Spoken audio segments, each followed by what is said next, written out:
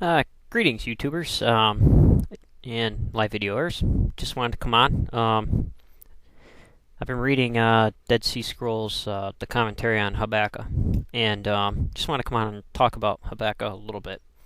Um, Originally, the prophecy started in probably about 609 BC when King Josiah was killed by the Egyptian king on his way to Megiddo.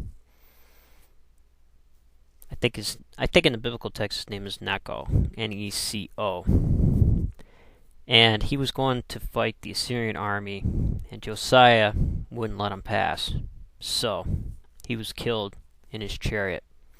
Josiah was a big hero in with the people at that time period because of the reforms he did, mainly trying to stamp out the Baal cult and doing a complete overhaul to total Yahwehistic views. So that's what you get there. However, there's some pretty interesting stuff about Habakkuk in general. I think chapter 3, there's a pretty old war hymn. Yeah, it's from Habakkuk 3:2 down to 3:19. That's pretty old. So I'm not sure if this was something that was put in by another writer, but there's really old language used here. Now, concerning the Dead Sea Scrolls, the commentary on Habakkuk, like I was talking about in a previous video on prophecy, I'll post a link to the translation here, and you can kind of get a gist of what I'm looking at. What's really interesting about this is they go verse by verse, and they use it as an allegoric, metaphoric terms for the time period that they're living in. And the writers of the Dead Sea Scrolls were very, the text was very fluid. It's not like the evangelical view today where everything cannot be, nothing can't be changed, and there's huge fights even on paraphrased text and the like.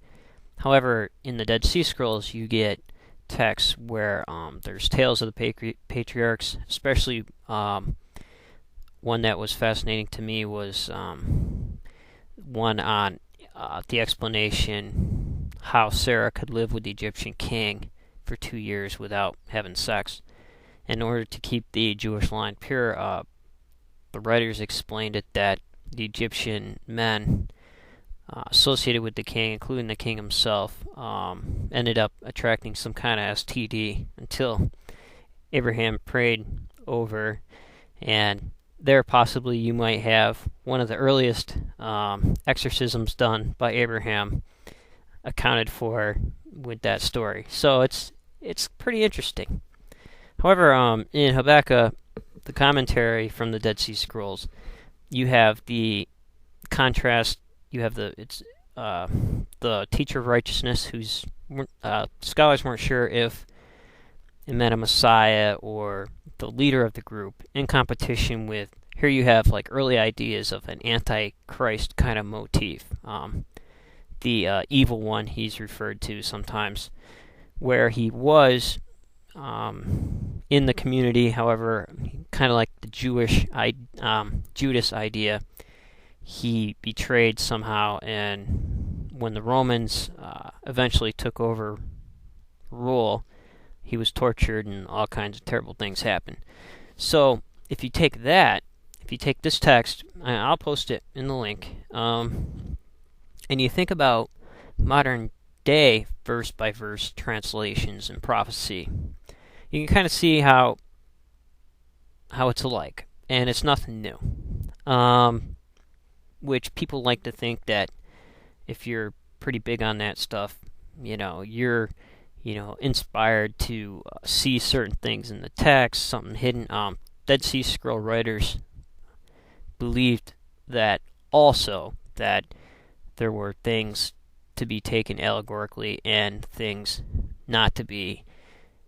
And it depended on your belief system, it depended on your views of theology, it depended on the political situations also. So in that text, it's a pretty good read. Maybe I ought to just go here and see if I can pull this up online here. it's just easier online because I actually had it here. Just to give you a quick example, here we go down to, let me see.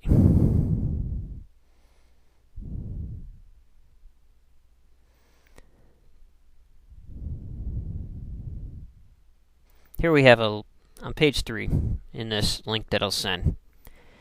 And in contending and going to strike and to loot the cities of the land. So they take a text of Habakkuk.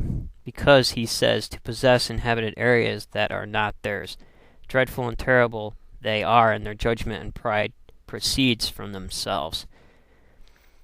This is a prophecy about the Romans, by which their fear upon all, and it's hard to translate because of the damage. Nations, in fact, all their thoughts to do evil and to defraud, and to come with all the people.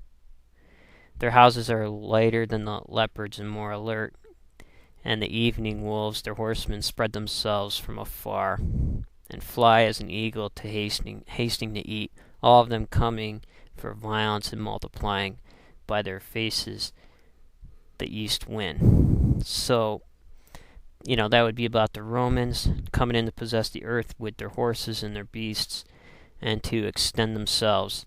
So you can see the explanations are written in bold in this particular website, which makes it pretty easy. So maybe take a look at that. Think about Revelation. Think about Daniel when you read this and how these techniques were used. And then you get an overall picture on how the prophets back then interpreted these motifs and metaphors into what was happening at that particular time to them and how they relayed that to their community. Okay, until then, take care.